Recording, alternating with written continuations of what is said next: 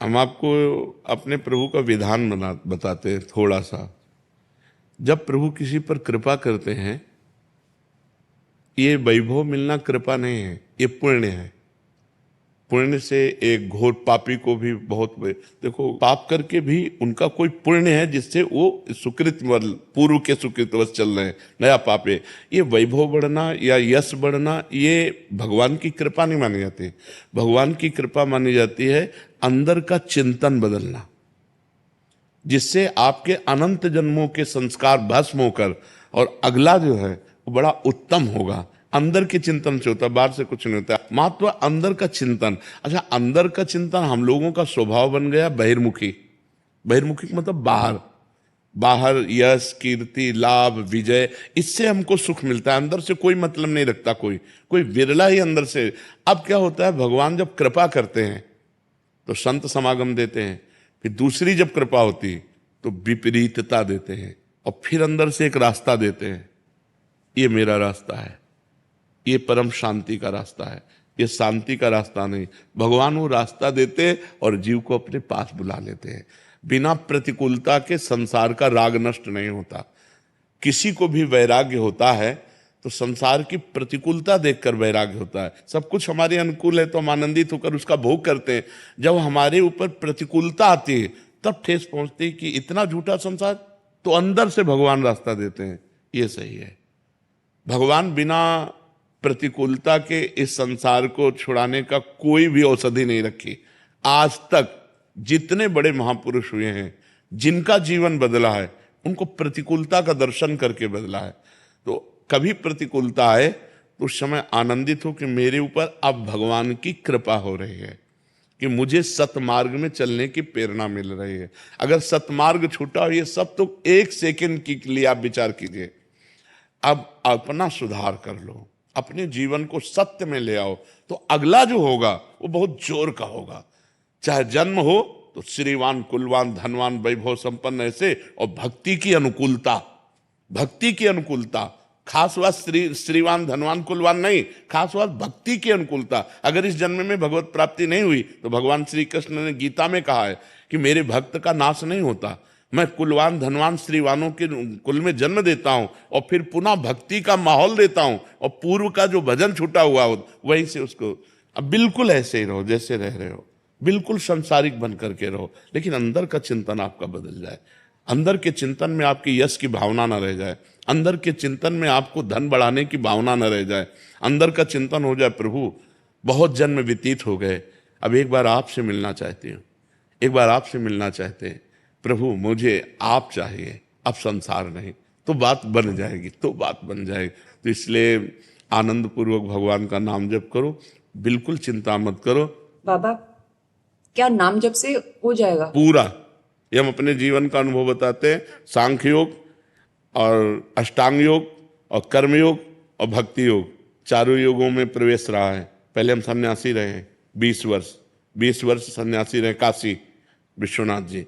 तो हम सांख्य योग, अष्टांग योग, जो अष्टांग योग है ना, अष्टांग योग कर्म योग, इन तीनों को अच्छी प्रकार जान करके और फिर भक्ति योग में आए हैं। स्वयं भगवान शंकर से बढ़कर कोई ज्ञानी तो नहीं ना, सनकादि से बढ़कर कोई ज्ञानी नहीं। वो हरिशरणम हरिशरणम सनकादि हर समय जपते रहते हैं। भगवान शिव राम राम राम राम राम राम जपते रहते हैं। हम वृंदावनवासी प्रिया प्रीतम के उपासी, तो जो राम में राह है वही राह है, जो धा है ये रस देने वाली वस्तु है। तो हम राधा राधा राधा राधा, मतलब आप ये समझो कि हमारी इतनी तार्किक बुद्धि रही, हमारी श्रद्धालु बुद्धि नहीं रही। सन्यासी की जो बुद्धि होती है वो तर्क प्रधान होती, कसौटी पर कसने पर। तो हम केवल भावुकता में राधा राधा का प्रचार नहीं कह रहे कि हमने सुना और ऐसे ग्रंथों में पढ़ा हो, ऐसे कह रहे, स्वयं स्वाद लेके कह रहे और विश्वास के साथ कह रहे कि यदि आप राधा राधा जपते हो तो इसी जन्म में भगवत प्राप्ति हो जाएगी, इसी जन्म में। जैसे किसी से कहा जाए कि तुम सत्य बोलो, मंदिर में चढ़ के बोलो, तो हम मंदिर में नहीं, हम वृंदावन में बैठे हैं। करोड़ों मंदिर इसकी समानता नहीं कर सकते, भगवान का परम धाम है। अगर राधा राधा नाम चल रहा है तो इसी जन्म में भगवत प्राप्ति हो जाएगी। हमारी आखिरी श्वास यदि राधा, तो मुझे श्री जी की प्राप्ति, भगवान की प्राप्ति हो जाएगी, इसमें कोई संशय नहीं। और किसी साधनों की कोई आवश्यकता नहीं, आप केवल अंदर ही अंदर चलाइए और लिखिए। देखो, हम जो कह रहे हैं उसको समझो। बहुत अधिक नाम जपने की हमें चेष्टा नहीं करनी, कम संख्या हो लेकिन मन लगा करके हो। जैसे हम, अब देखो, आप लिखो राधा, अपने दिमाग में लिखो, खुले नेत्र लिखो या बाहर बाहर देखो, दिखाई दे रहा है राधा लिखा हुआ, वही कान में सुनो राधा, वही अंदर उठाओ राधा, ये तीनों का एकाकार हो जाए तो ये करोड़ों नाम जप के बराबर है। देखो, जैसे हम बोला राधा, ऐसे हम 1000 राधा नाम बोले तो हम बोला राधा, ये उपांशु है, इसे उपांशु कहते हैं। राधा राधा राधा राधा 1000 बार, ये उपांशु हुआ। अब ये ऐसे उपांशु हम 10,000 बार जप करें, अंदर देखते हुए बोले राधा, उपांशु 10,000 बार नाम जप करने का फल एक बार मानसिक में है। इतना बड़ा फल है ये। ऐसे राधा राधा राधा चल रहा है, नेत्रों से हम उसे देख रहे हैं, कानों से उसे सुन रहे हैं। आप देखना कि अगर मन भगेगा तो आप लिख नहीं पाओगे राधा नाम, अगर लिख रहे हो तो मन भगेगा नहीं। तो चाहे 10 बार लिखो, 100 बार लिखो, लेकिन एक अभ्यास बनाओ ऐसा कि कुछ समय शांति से स्नान आदि करके बैठ गए और राधा राधा लिख रहे हैं, उसी का चिंतन कर रहे हैं। इसे अपना जीवन बना लो, फिर आप परिणाम में खुद देख लेना। कोई घाटे का सौदा तो है नहीं, ठीक है। ये सखी को दे दे, ठाकुर शिव जी की है।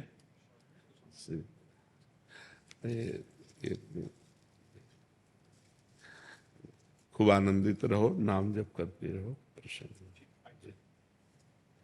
पूजा जी दिल्ली से। राधे राधे महाराज जी। महाराज जी, जीवन में कई बार परेशानियां आती हैं तो लगता है हमने कभी किसी का बुरा नहीं किया, फिर ये सब क्यों हो रहा है? अगर ये पिछले जन्मों का है तो इस जन्म में कर्म क्यों फल मिल रहा है इसका मतलब? क्यों? फसल आपने बोई है तो काटना आपको ही पड़ेगा, कोई दूसरा थोड़ी काटेगा। आज कत्ल करता है, 10 साल मुकदमा चलता है, 20 साल की सजा होती है, कानून व्यवस्था है। ऐसे ही हमारी भागवतिक कानून व्यवस्था है। भीष्म जी सरसैया पे पड़े हुए हैं और भगवान से कहते हैं कि मैं 70 जन्म तक देख रहा हूं अपनी दिव्य दृष्टि से, मैंने ऐसा कोई पाप नहीं किया जो मुझे ये दंड मिले कि 6 महीना बाणों की सैया पर। तो भगवान ने कहा 100 के ऊपर चलो। एक बार आप राजा थे और एक सांप को उठा करके बबूल के पेड़ में बड़े बड़े कांटों में ऐसे डाल दिया और वो 6 दिन तक तड़प तड़प करके मरा। उसी का परिणाम आपको 6 महीने बाणों की सैया में। तो एक बार किसी एक आदमी का कत्ल किया तो उसको 50,000 जुर्माना या 1 लाख जुर्माना और आजीवन सजा, क्या दंड मिलते हैं? नहीं मिलते। तो हमारे तो न जाने कितने पाप हैं। अब कौन ऐसा शरीरधारी है जो झूठ नहीं बोल रहा? कौन ऐसा शरीरधारी जिससे पाप नहीं हो रहा? ये तो बात कह देना कि हमसे तो कोई गलती ही नहीं हुई, हमसे तो कोई पाप ही नहीं हुआ, ये बिल्कुल हम अविवेकपूर्ण मानते हैं। नहीं, ऐसा नहीं है। हम सबसे गलतियां होती हैं और उसी भगवान के दरबार में अन्याय नहीं है, क्योंकि वहाँ किसी के गवाही की जरूरत नहीं है। वो सर्वव्यापी परमात्मा आपके हृदय में ही बैठा हुआ है। मत्ता परतरम नान्यत किंचिदस्ति धनंजय, मेरे सिवा और कुछ है ही नहीं, तो उसको गवाही की क्या जरूरत है? वो देख रहा है। तो हमको बहुत धैर्यपूर्वक चलना है। देखो, हम कई बार बता चुके हैं कि हमारे शरीर की रचना 2 कर्म से हुई है, पाप और पुण्य। दोनों के मिश्रण से मनुष्य शरीर बनता है। केवल पाप से यातना देह का निर्माण होता है जो नरक में मिलता है, केवल पुण्य से देव देह का निर्माण होता है जो स्वर्ग लोक, महारलोक, जनोलोक, तपलोक, सत्यलोक आदि में। लेकिन मनुष्य लोक में दोनों मिश्रित होते हैं, पाप और पुण्य। तो जिस अवस्था में जो हमें दुख मिलना है वो कर्म हमारे ऊपर लागू हो जाएगा। अगर पुण्य कर्म लागू है तो हमें सुखद अनुकूलता प्रशंसा मिलेगी, अगर पाप कर्म लागू है तो दुख प्रतिकूलता निंदा मिलेगी। वो हमारी वैसी बुद्धि हो जाएगी, जैसी हो भवतव्यता तैसी बने सहाय, आप ना आवे ताहि पे ताहि तहां ले जाए। अचानक आपसे ऐसी क्रिया बन जाएगी कि आपकी निंदा होगी, आपकी अवहेलना होगी। अचानक आपसे ऐसी क्रिया बन गई, दांव लग गया कि आपकी प्रशंसा होगी, आपकी जय जय हो जाएगी। वो पूर्व कर्मों का विधान चल रहा है। तो फिर मनुष्य जन्म में महानता क्या है?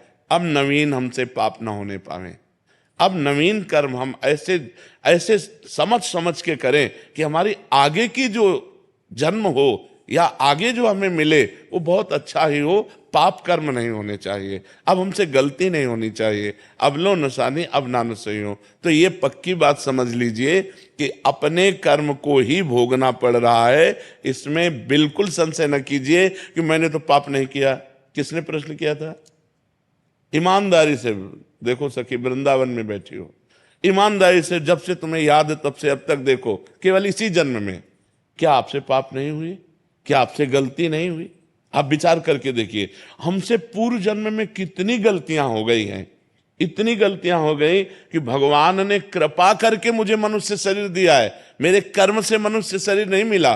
कबहू का करी करुणा नर देहि, देत ईश बिन हेतु सनेहि। अब भी भगवान की कृपा देखो कि आप साधु समागम में बैठी हो, आप वृंदावन आई हो, संत समाज में बैठी हो। अब मोहि भाव भरोस हनुमंता, बिनु हरि कृपा मिले नहीं संता। तो भगवान तो आपको दुलार ही कर रहे हैं, भगवान तो आपको कृपा ही कर रहे हैं। पर हमने गलती की है तो वो भोग तो हमें भोगने पड़ेगा। महाराज जी, इस जन्म का कब भोगना पड़ेगा? अगला। जब अभी जो वर्तमान में गलतियां, अगला।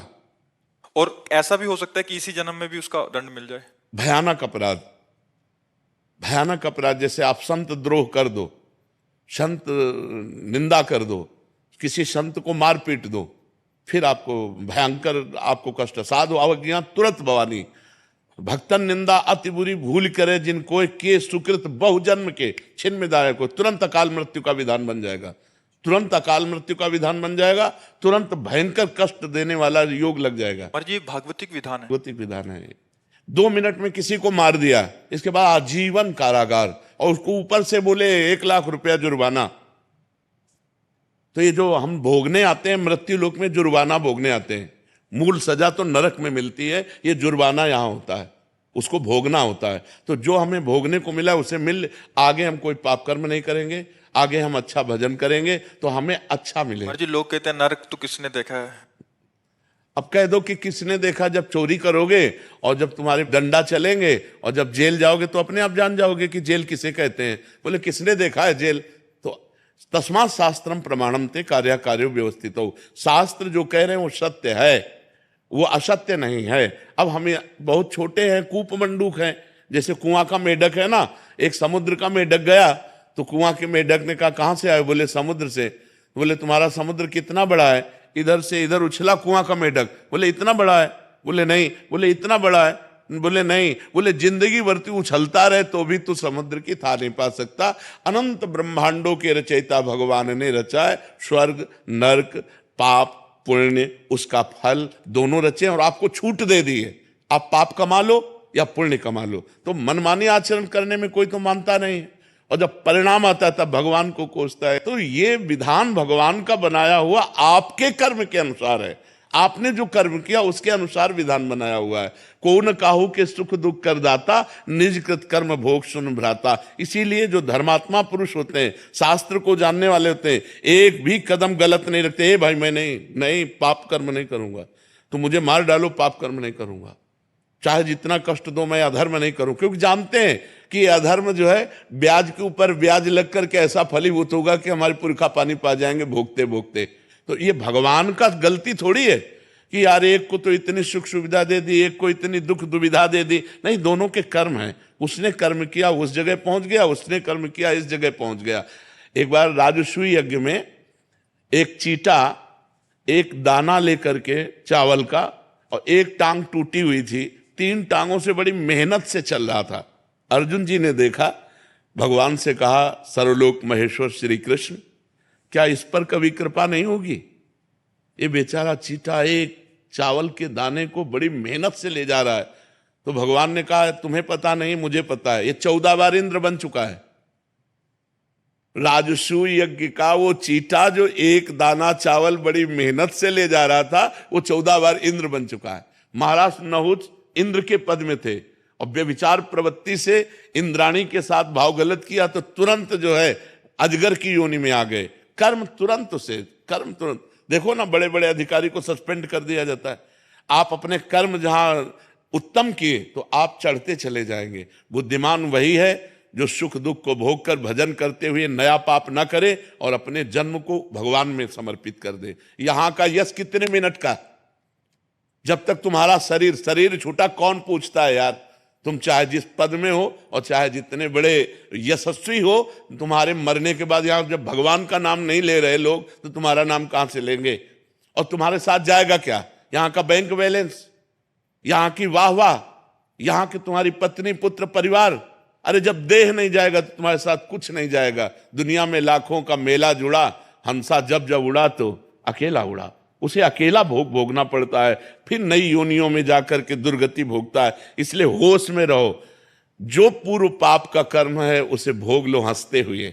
आगे कोई पाप मत करो, नाम जप करो और अच्छे आचरण करते हुए विजय को प्राप्त हो। परमात्मा ने तुम्हें खेती दे दी और बीज दे दिया, अब बोते क्या हो ये तुम्हें देखना है। खेती दे दी भारत भूमि में मनुष्य शरीर, बीज दे दिया तुम्हारी बुद्धि। पाप कर्म बोते हो या पुण्य कर्म बोते हो? अब बम्बुल बोओगे, दाग छुहारा खाना चाहोगे तो बेकूफी होगी। गन्ना बोओगे तो गन्ना मिलेगा, बम्बुल बोओगे तो बम्बुल मिलेगा। अवश्य में भोक्तव्यम कृतम कर्म शुभाशुभम। या मनमानी आचरण करते हैं, इसके बाद भगवान को दोष देते हैं। नहीं भाई, बहुत संभल करके करो, फिर देखो आपको आनंद आता है कि नहीं। हम अंदर की तुम्हें बात कहते हैं, यदि तुमसे पाप कर्म ना हो तो आप देखो आप सुख में ही डूबते चले जाओगे। लेकिन मनमानी आचरण करते हो, पाप करते हो, जब उसका दंड आता तो भगवान को कोसते हो। भगवान एक सर्व समर्थ पिता है जो तुम्हें दे दिया, अब तुम उसका वर्ताव क्या करते हो अपनी श्वासों का, अपनी बुद्धि का, ये तुम देखो। अपनी श्वासें और बुद्धि गंदे कामों में लगाओगे, बोले सफाया करवा दिया, गर्भ गिरा दिया। अरे इतनी हमारे वैज्ञानिकों ने व्यवस्थाएं रखी है कि आप वहां तक पहुंचो ही मती। जब गर्भ आ गया है तो उसको नष्ट करो ही मती। वो भगवान का जीव अंश है, अब आप उसकी हत्या करोगे, उसका दंड मिलेगा कि नहीं मिलेगा? और जब दंड मिलेगा बोले हमने तो कोई पाप किया नहीं। पराये पुरुष से व्यभिचार करोगे, हमने कोई पाप नहीं किया। पराई स्त्री से व्यभिचार करोगे, हमने कोई, हमारा शास्त्र कह रहा है ये व्यभिचार है, ये पाप है। जिस स्त्री को स्वीकार करे आजीवन